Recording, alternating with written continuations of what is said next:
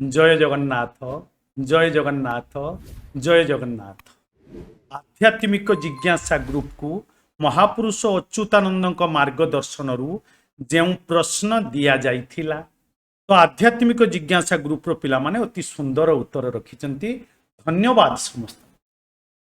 प्रश्न दि जाइथिला जो धर्म प्रचार करूचंती आपण धर्म कथा कहउचंती से ही धर्म प्रचार कौन कला भलिया धर्म प्रचार उत्कृष्ट प्रणाली आउ किछि नाही ना तार उत्तर हेउची आपण माने जो धर्म कहउचंती निजर आचरण जदि धर्म प्रचार करिबा बेले निज आचरण जदि धर्म मार्ग रे न रहिला जदि निजे सत्य मार्ग रे न जाई पारिलो अन्य को सत्य कथा कहिबा को लागिलो ताहले ता धर्म प्रचार उत्कृष्ट प्रणाली हेब नाही।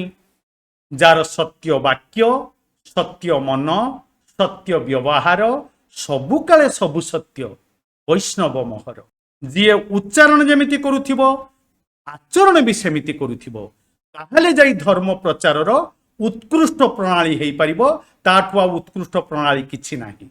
यदि खाली एमिति कहि दउथिबो ताहले से धर्म प्रचार करि परिबो नाही बा भगवत मार्ग प्रचार हेई परिबो नाही।